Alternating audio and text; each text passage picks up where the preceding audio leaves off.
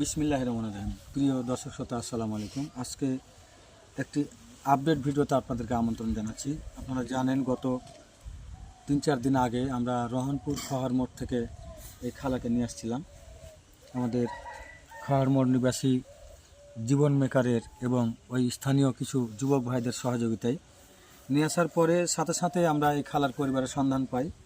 পরিবার থেকে লোক আসছে, আজকে তার ছেলে আসছে, আমরা একটু তার সাথে কথা বলবো। আপনার নাম বলেন। আমার নাম রনি। রনি। বাবার নাম? দেলোয়ার খালি। আপনার গ্রামের নাম? কুমারখালী। থানা? রাজু। জেলা? মাদারীপুর। মাদারীপুর। আপনার মা হারাইছিল কতদিন আগে? 1 মাস আগে। 1 মাস আগে। এরপর কি আপনারা থানায় জিডি করেন নাই? থানায় গেছিলাম। জিডি নেন লাগে নাই। আপনি খোঁজাখুঁজি করছিলেন, ফেসবুকে ফটো দিয়েছিলেন? হ্যাঁ। আমরা ওই এলাকার একজন মেম্বারের সহযোগিতায় এবং স্থানীয় কিছু লোকের সহায়তায় তাদের সন্ধান পাই। তো আপনার বড় ভাইয়ের নাম কি? রুবেল না? রুবেলের সাথে যোগাযোগ করি, কিন্তু রুবেল আমাদের ডাকে সাড়া দেয়নি। মানে সে আগ্রহ প্রকাশ করছিল না, তার কথাটা আমরা তুলে না ধরে নেই। তার মা, অথচ সে কোনো আগ্রহ প্রকাশ করলো না বা আসলো না। এখন এ ভাই আসছে ঢাকা থেকে। আপনি ঢাকায় থাকেন, কি করেন ঢাকায়? রঙের কাজ করি। রঙের কাজ করেন। আর আপনার বড় ভাই রুবেল কি করে গ্রামে? গ্রামে ঢাকা থাকে। এ কি দেখভাল করে না? হ্যাঁ, হেও দেখি। তো সে আমার সাথে এই আচরণ কেন করলো? সে আমার সাথে 24 ঘন্টার মধ্যে একটিবারও ফোন দেয়নি, বা আমি ফোন দিলেও সে ফোন তুলে নেয়। তা আমি বলতে পারি না। এরকম অনেক ক্ষেত্রে হয়, যেটা আসলে আমরাও অনেক বিব্রতকর পরিস্থিতির সম্মুখীন হই। প্রায় 25-30 ঘন্টা যাবৎ তার ভাইয়ের সাথে যোগাযোগের চেষ্টা করি, কিন্তু সে আসলে যোগাযোগ করে নাই। আর খালাকে রাখাটাও আমাদের পক্ষে সম্ভব না, কারণ সে ঠিকমতো খাইতে চায় না।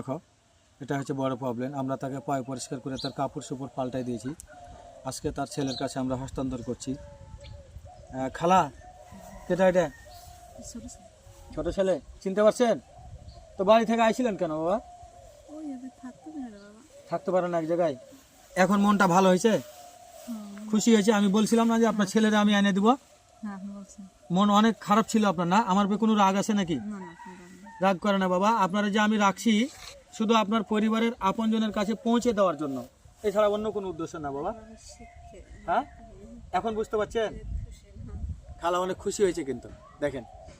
এবং প্রথমে চলে আসছে, কিন্তু আসার পরে আসলে থাকার জন্য আর তার মন মানসিকতা ঠিক ছিল না, কারণ সে রাস্তায় ঘুরতে ঘুরতে হয়তো বা একটা অভ্যাসে পরিণত হয়েছে। এর আগে হারিয়েছিল নাকি এভাবে?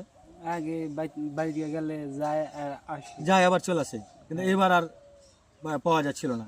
আসলে তো মাদারীপুর কোথায় আর কোথায় চাঁপাইনবাবগঞ্জ, চিন্তা করেন। সে অনেকটা দূর পথ চলেছে। এবং একদিন আমরা প্রথম দিন তাকে খুঁজে পাই নাই।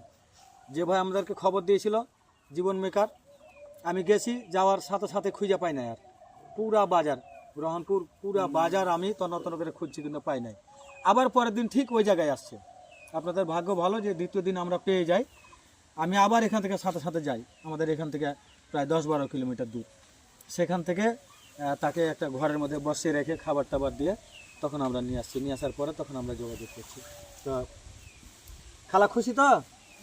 হ্যাঁ, এই যে আমরা আপনাকে আপনার ছেলের হাতে উঠাই দিলাম, মন ভালো তো? দোয়া করেন আমাদের জন্য। হ্যাঁ, আমি শুনেছি যে আপনি আগে 5 ওয়াক্ত নামাজ পড়তেন এবং খুব পর্দাশীল ছিলেন। আপনি সব সময় কাপড় চোপড় ইয়া করতেন, পর্দাশীলভাবে থাকতেন, কিন্তু হঠাৎ করে কি হলো বাবা যে এরকম হয়ে গেলেন? বলতে পারেন না। আল্লাহ তাআলা কখন কাকে কি অবস্থা রাখে এটা আসলে বলা খুব মুশকিল। আজকে আমাদের আপডেট সফল পর্ব হচ্ছে 1035।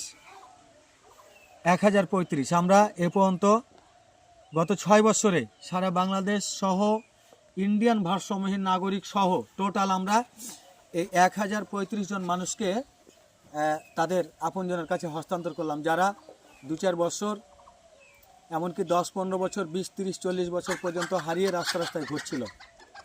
আর এগুলাই 1 মাস, 2 মাস, 3 মাস, 6 মাস, এগুলো তো অনেক।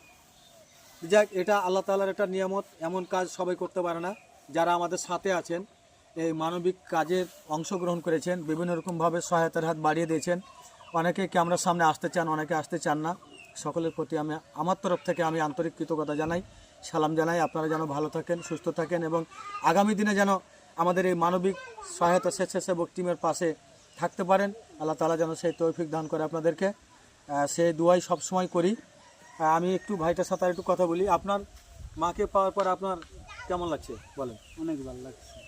ভালো লাগছে, খুশি হয়েছেন? আলহামদুলিল্লাহ, দোয়া করবেন আমাদের জন্য। আমরা চাই রাস্তায় কোনো মানুষ থাকবে না, তাদের আপনজন আছে, তাদের পরিবার আছে, তারা পরিবারে থাকুক। চিকিৎসা অনেকেই করতে পারে, অনেকে করতে পারে না, তারাকে এক জায়গায় ধরে রাখতে পারে না। ওষুধ একবার গ্যাপ পড়লে আবার নতুন করে চিকিৎসা শুরু করতে হয়। তারা দেখা যায় 2-4 মাস হারিয়েই থাকে, যার কারণে এই মানুষগুলোর চিকিৎসা খুব কষ্টকর হয়ে যায়। আর আমাদের বাংলাদেশে যে পাবনা মেন্টাল হসপিটাল একটাই, সেখানেও এই চিকিৎসায় দেওয়াটাও খুব কষ্টকর ব্যাপার। কারণ একটা রুগী নিয়ে গেলে ভর্তি করতে গেলে অনেক অনেক ঝামেলার শিকার, অনেক ঝামেলা পোহাইতে হয়, যার কারণে অনেকেই এই ঝামেলা সহ্য করবে না। তার কারণে অনেকেই রুগী নিয়ে যায় না, বিভিন্ন জায়গায় প্রাইভেটে চিকিৎসা দেয়, বাড়িতে নিয়ে এসে রাখে, রাখতে রাখতেই তারা আবার বেরিয়ে যায়। যাই হোক, আল্লাহ তাআলা খালাকে যেন সুস্থ করে দেয়। খালার জন্য দোয়া করি, সবাই দোয়া করবেন এবং ভালো থাকবেন, সুস্থ থাকবেন।